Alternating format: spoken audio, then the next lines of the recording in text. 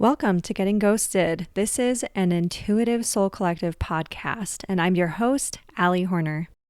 Welcome, everyone. I am so excited to come back to the podcast and be back maybe a little bit more often here. I'm still trying to create some balance, and as a Libra, when things are out of balance for me, it literally eats away at my soul. So I'm always seeking and finding that balance, which as a manifesting generator can be difficult at times, but it also is something I've been refining and focusing on over the years. So I'm happy that you guys are back. I know that there has been a lot of emphasis lately on things that are going on in the world and all the things going on in politics, and there's been a lot. There's been a lot. And so I wanted to channel my guides a little bit. I'm going to have Eric come on through. He's been hanging out a lot today, keeping me company. And if you guys are in Patreon, you know he's been doing some little Q&As. And so he wanted to come in, and I'm happy to have him here because he is wanting to talk about a little bit more of mediumship and how the other side wants to connect with us and why they want to connect with us so badly right now. So Eric, go ahead and take it away. He's saying, so there is a spiritual connection that needs to be made. And he said, for a lot of people, they're really struggling with the concept of death. The concept of death and dying, that life ends when the physical body ends, when the physical form ends. And he said, really nothing could be further from the truth. But he said, I understand that a lot of people really struggle with this concept. And he said, we're not here to push anyone or convert them to our way of thinking or convince them. And he said, but there is a lot of spiritual support that you can get by aligning with your higher senses, which connecting to spirit will help you do that. And he said, a lot of people often kind of fall into fear frequency. He's showing me how a lot of people, they connect and kind of fall into fear frequency. And he said, you have to remember that there are a lot of people out there who make money off of you being in fear. This is the way that they keep their own livelihoods going, is they want other people to be in fear. And he said, I know it kind of sucks, but it is kind of true. And he said, those people will have their karma, trust me. But he keeps showing me, he's it's kind of he's playing the song, The Circle of Life. And he is saying, it's not up to them whether or not you sit in fear. You can always choose to find love. And he said, that is what the human consciousness is really doing right now. That's what the collective is doing, is it's trying to move toward love over fear. And he said, this is a really important thing that we want you to understand, because this is what connecting with love, on the love that exists on the other side of the veil, can do to you. Because love in and of itself is more of a universal energy, a universal experience. It's really not about, he keeps saying fear separates, love unites. And he said, it's really a very different energetic texture too. And he said, if you want more flow, if you want more clarity, you have to shift your thoughts more and more toward love. And he said, so think about what love is. When someone is being loving, how do they look? Curious, open, interested. People love being interested, exploring, being curious about things. And he said that's how children truly are at their core, until the world teaches them to be afraid. And he keeps saying, it's not that there's nothing to be afraid of in the world, but a lot of people instill a lot more fear at young ages through intimidation, dramatizing things. He's showing people fear mongering when it's hey, it's okay for this kid to explore and learn and stuff like that. He said a lot of people, they kind of close off these young minds very young. And he said it's important to keep your mind open. So if you want to have the future you want to have, that curiosity and exploration is really essential. And so what he's showing me is how when we connect with spirit, our energy lifts and widens and brightens. And he said, and you guys get clearer intuitively, literally just by attempting to connect to the other side. He's because the other side works through your intuitions. And he's showing a hand fitting in a glove. And he said, it's when you're walking around and you're I just feel like my clothes don't fit. I feel weird in my body. Nothing feels like it's fitting right. And he shows that when someone is starting to elevate their energy the way we do when we are channeling or connecting to the other side with love and truth, he's saying it suddenly is you feel at ease. Everything feels like it fits right mentally, emotionally, spiritually. He goes, you feel like you're in the right place at the right time because you are. You find this flow, you find this ease, you find this grace within you. And he said, I know the word grace is kind of loaded because it tends to be co-opted by certain religions or kind of used by certain religions. And he said, but really, it's not grace as in like, forgive them everything and don't care who did what to you and blah, blah, blah. He said, it's not that. He said, when I talk about grace, I'm talking about allowing yourself to move forward with ease instead of having to justify it, allowing yourself to explore and to try new things without having to say, here's what I have to do, or like, I have to prove this, or I have to explain myself. He said, no, you don't got to explain. He's like, you don't got to explain shit. And so he's showing me, he said, mediumship also can help you with moving forward in life and thriving. He said, really, some people their fear mind is so strong that they subconsciously push away mediumship or connecting to their loved ones on the other side, which is really just pure love and creativity and truth. He's saying, but really they do that because unconsciously they don't think that they're worthy of it, or they're afraid that any change they make will make them lose things that are going on. Like they'll have to change their current life. And he said, and for some people, they would rather choose an uncomfortable or a really bad present than choose an unknown but potentially far better future.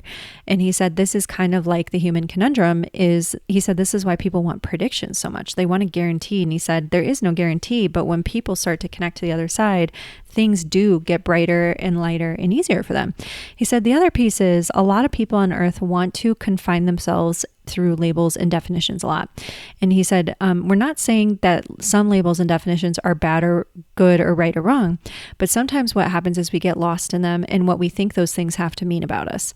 And we don't realize that we can be so many different things at the same time. And he said, one of the most beautiful times in a person's life is when they haven't figured out who they are yet. And they're just exploring and creating because they're not in me.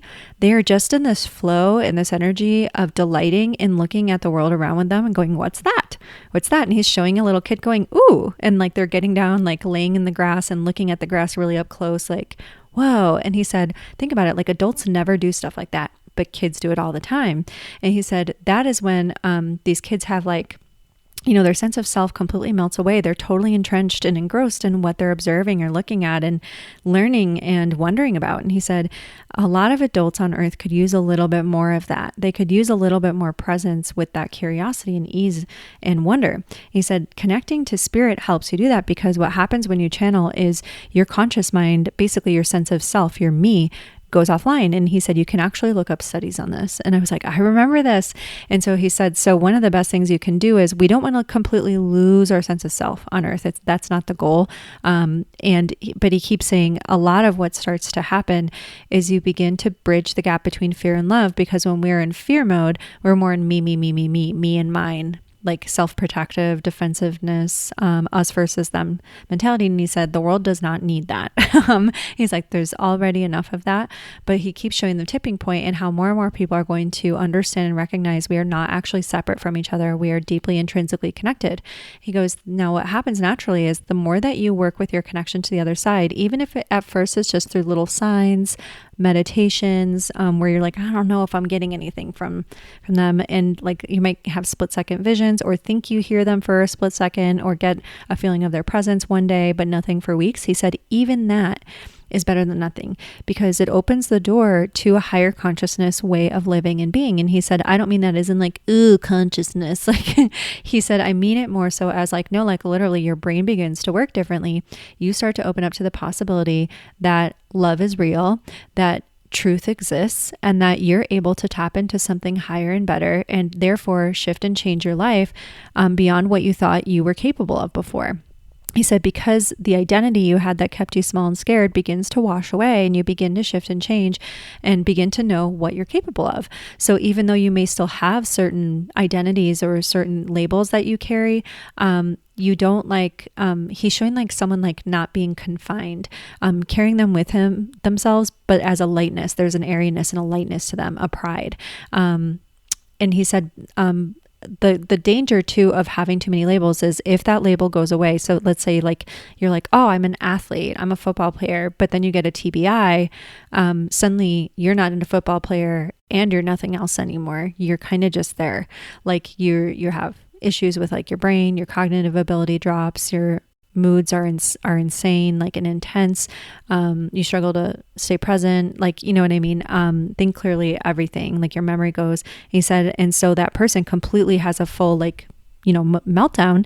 And because it's not only does this injury happen that impacts their brain or whatever, or maybe they get a leg injury and it's like, now they're not a football player anymore. Right. He said, and all of a sudden, like their sense of self, like they're like, I don't know who I am. And he said, it can be a really devastating time, but it also can be a really good time because, hey, we were hanging on to that too tight.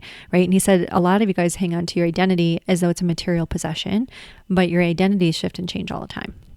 And he said there's so many different ways to think about things, but as you guys grow and expand and as you guys connect to the other side, one of the things that will happen is your sense of this is me and this is all I can be and all I am and this is all we are as humans begins to really change, because when you work with the other side, not only does the energy that you're a part of shift and change, your brain changes and you hear different bits of wisdom and truth from the other side. The other side will fill you in on the real deal of humanity, but it's very difficult for other people to tell it to you.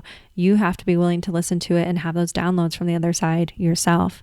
And he said a lot of people have epiphany and insights and they think it's just them, but it's actually a spiritual guide, a voice from the beyond. He's like the beyond. It's a voice from the beyond telling them or giving them that download because it's time for them to have it, or they're receptive in that moment so they can receive it. He said, now what they do with it, up to them. That's the human consciousness for you. Like he's like, we can give the download. We can't tell you what to do with it. We can't make you do it. Like he's like, if you accept our guidance, we can try to guide, but we can't make you do anything. Or, he's like, we can't like do that, but he just keeps saying, there has to be some choice there. He's also showing a lot of people having a lot more choice than they realize. And so he said, but with mediumship, we love to come in and show you that we're present, especially in times where you need encouragement or when you're making a big decision, or something that feels like a big decision, but really will only be a little thing. He also is showing me that he's like, we try to illuminate things and get people's attention on certain things. So like certain books they need to read, certain people they need to talk to, like they'll just be drawn to someone or something. And he said, this is one of the most often like overlooked signs that you have a loved one that is trying to nudge you forward. And he goes, and your loved ones don't have a personal agenda. We see what your soul wanted to experience and accomplish here on a soul level and also on a larger collective consciousness soul level. And he said, so we understand it all and we are trying to always like help you guys get to the right place at the right time.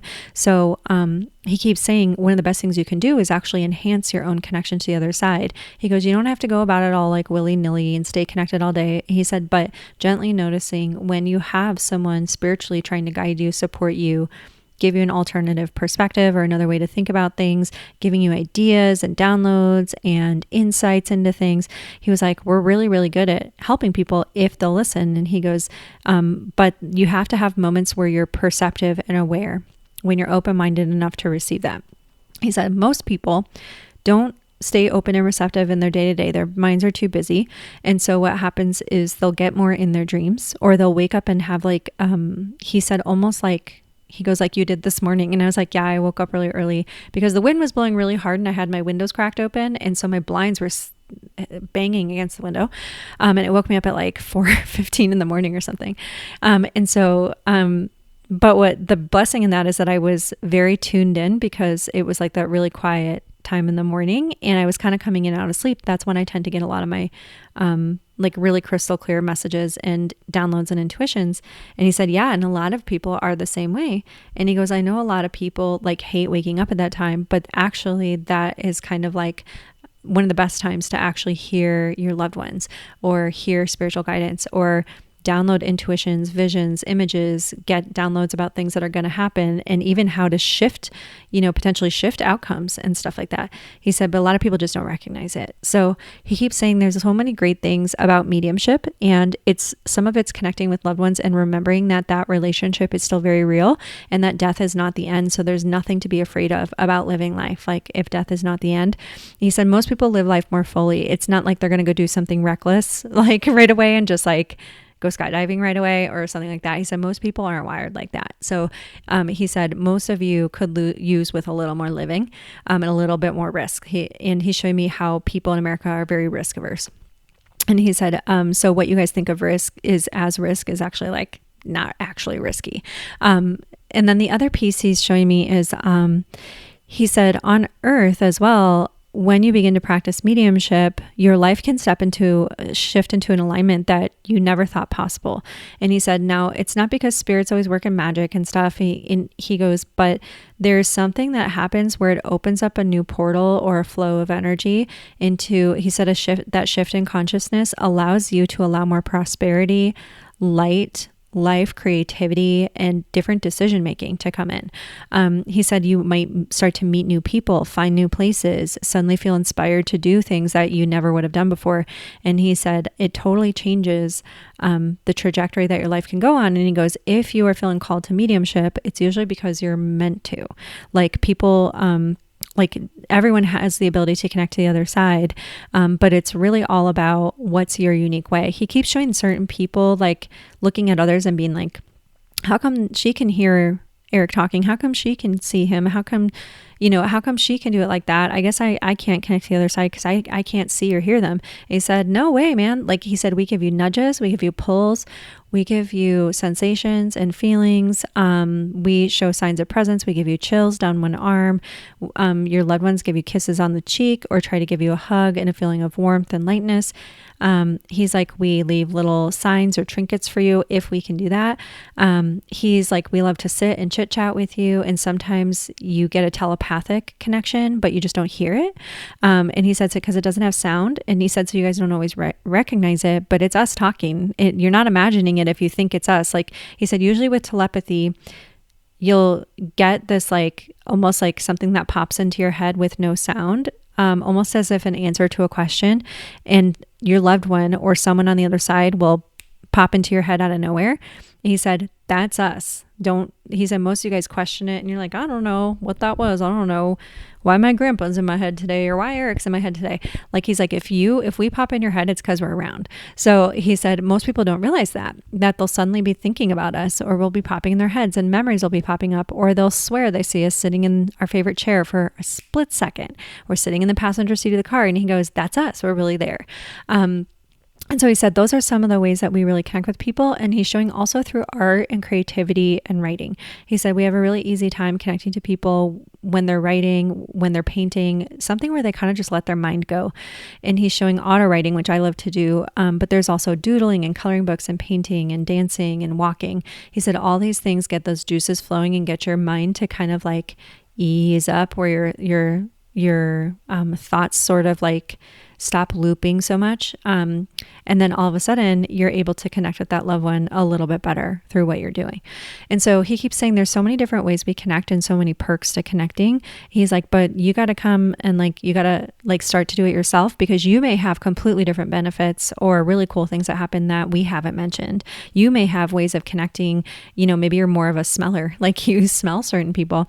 But like we haven't mentioned that as much today, or, maybe you have a very unique way of doing things and connecting with the other side, but it's not something I would have mentioned here.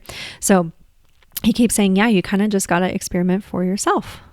I hope you guys liked today's episode. I know that this is like a fun little bonus episode, but Eric was like, yeah, let's talk about mediumship. Let's talk about kind of what's going on here and some of the benefits of this. And we will have our mediumship mentorship open. It's a little 6-week course to help you learn at a very beginner level of how to connect with the other side.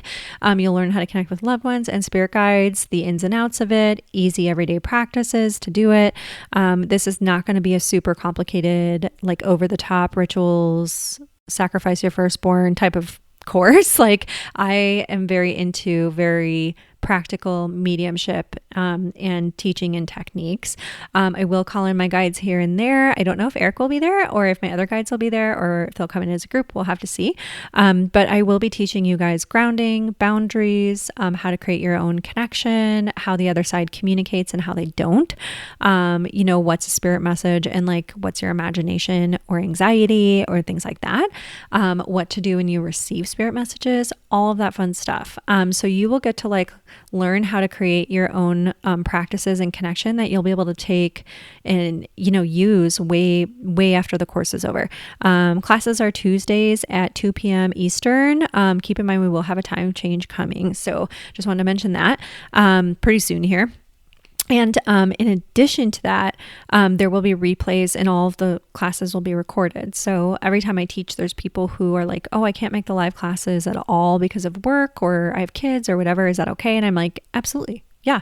Feel free to come and join us, in the chat group in between the classes and, hang out in there, ask questions, practice with people, share your experiences, connecting with the other side, cool woo-woo things that are going on.